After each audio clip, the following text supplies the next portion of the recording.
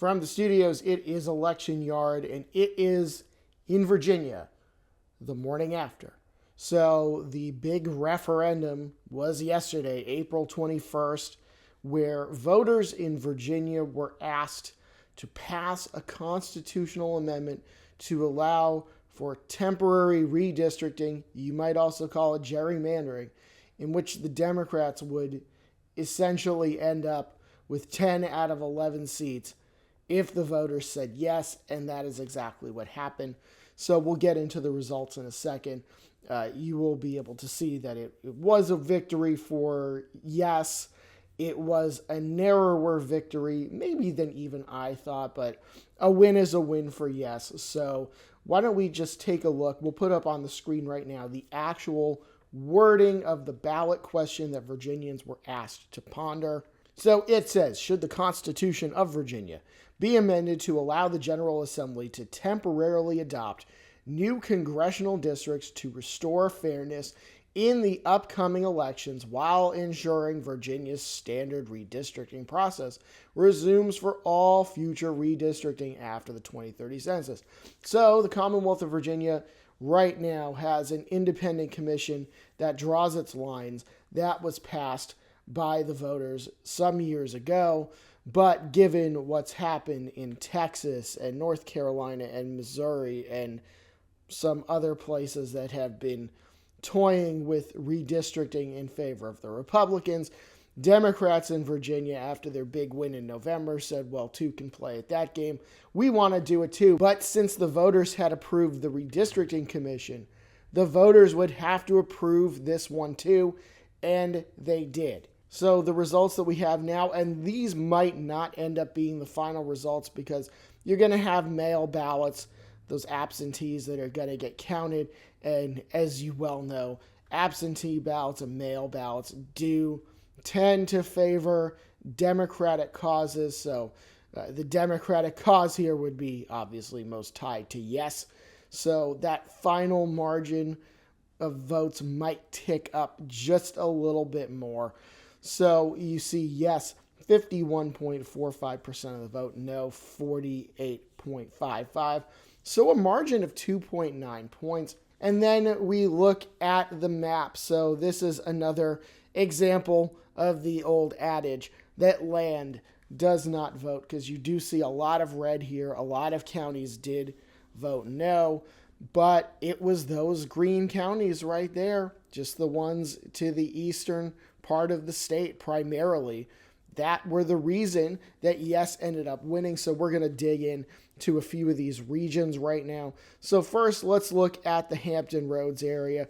So the only one at this point of the 7 cities that voted no was the largest one, Virginia Beach, but all the other 6, Suffolk, Chesapeake, Portsmouth, Norfolk, Newport News, and Hampton, all voted yes. And I'll say, though, even at that for Virginia Beach, even though no has appeared to win it, it was at 50.57% for no, so a very close race there.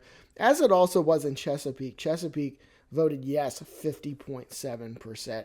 All the others had much more substantial margins. Suffolk was a little closer, but then Portsmouth, Norfolk, Newport News, and Hampton all went yes by a more significant margin. Norfolk particularly was a blowout, 71% in favor of yes. So overall for Hampton Roads, the 7 cities, there was 58-42. And now we'll look at Richmond and suburbs. You look at what is technically defined as the capital region. You can include more counties in this, but for the purposes of this, we're only concerned with Richmond City, Henrico County, and Chesterfield County. And that's a lot of votes right there, hundreds of thousands of votes between those 3 entities. And it ended up going yes, 63-37. So Chesterfield was always going to be the closest of the 3. And we had a benchmark going into this that we thought if yes was going to prevail, they'd probably have to win Chesterfield by at least 2 or 3 points. They ended up winning it by about 6.5. So 53.3 to 46.7. So they definitely hit their numbers there. And now we're going to take a look at Northern Virginia. And as we said in the preview video last week, not everybody considers Stafford County part of Northern Virginia, but since we called it part of Northern Virginia in the last video, we'll maintain that here. So we do have Stafford. That's the only one that's red there.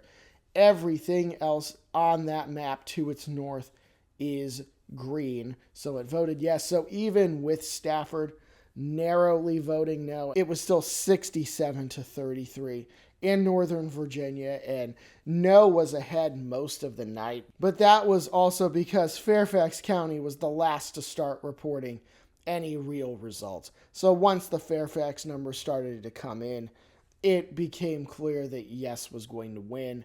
I think we were all thinking that during the night. But then you have Stafford County there.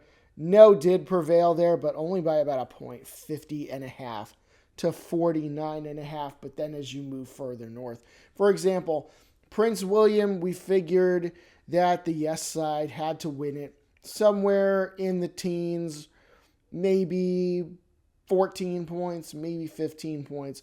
Well, they ended up winning it by about 25 points, so 62.8 to 37.2.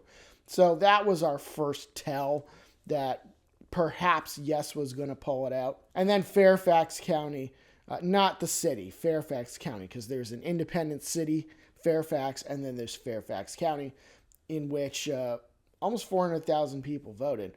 So this was 69.5 to 30.5. So the benchmark there was definitely something more like 33 or 34 points of a margin of victory for yes. And they ended up winning it by 39. So they hit their marks there. Loudoun County, I think, was another tell that things were going to ultimately work out for yes, because I think I had some different numbers here. There was one benchmark I had for Loudoun that was maybe about 11 or 12 points, but I redid the numbers and said, yeah, it probably is a win by about 13 or 14 points. Well, it didn't really matter because yes won Loudoun by about 21, 60.7 to 39.3. So they far exceeded their benchmarks in some of these northern counties here.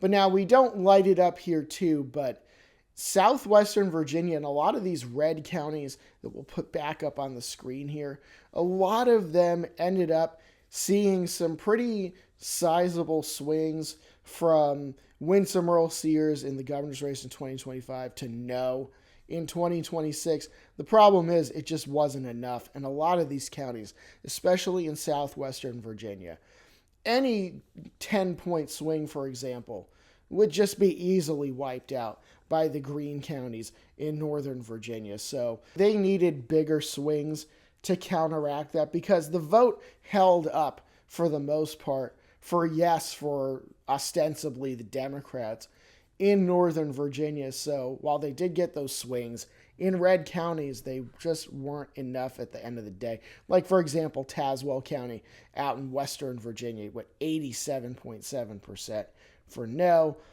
Buchanan County went 88% no. Lee County went 89% no. Grayson County was 84% no, as was Carroll County. Patrick County was 83% no. Franklin County, not city, Franklin County was 76% no. Bath County was 81% no. Highland County was about 77% no. Allegheny was about 78% no. So you see a lot of big numbers there. But then as you go towards the Chesapeake Bay and the Northern Neck, for example, Northumberland County was about 65% no. Lancaster County was about 59% no. Matthews was about 73% no. That was actually the first county to finish.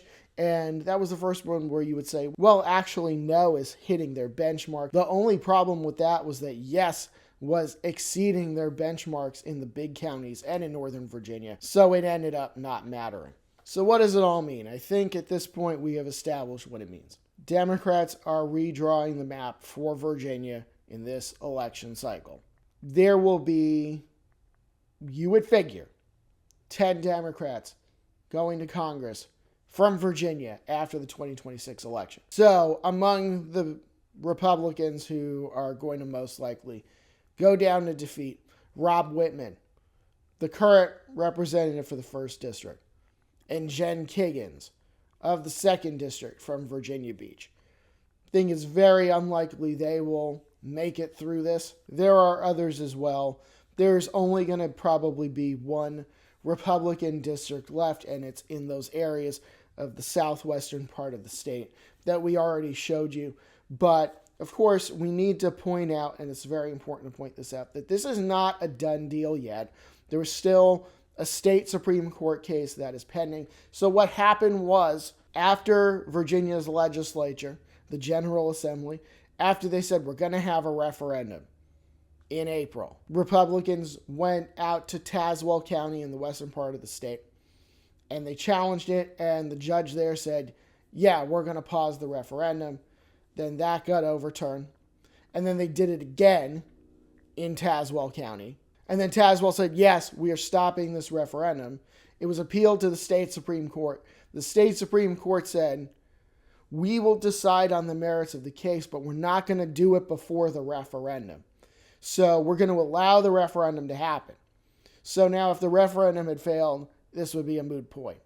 However, the referendum passed. So now the state Supreme Court is going to decide on the merits of the case. And what are we talking about with the merits of the case? Well, the challenge to the referendum was procedural. There were things like it needed to be given a certain amount of time before the referendum could have been called. There were some legal I's to be dotted and T's to be crossed. So they're alleging that the General Assembly rushed it through without the proper course of things being observed. So trying to essentially get the referendum thrown out on technical grounds.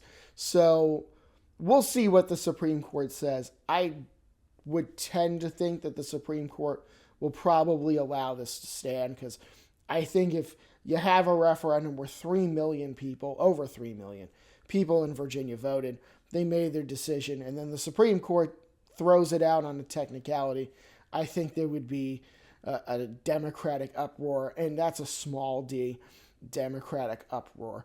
So I would tend to think that the state Supreme Court is going to allow it to stand, but we don't truly know that yet. So it's not a done deal. We still have to watch for that. But assuming that the state Supreme Court allows this to stand, Democrats are going to pick up 4 seats in Virginia. And being here in Virginia, seeing how the campaign was unfolding, I knew, and I saw this right from the start, especially when, people like Louise Lucas were really going after the 10-1 map. Some people were talking about a 9-2 map, but they really wanted the 10-1 map.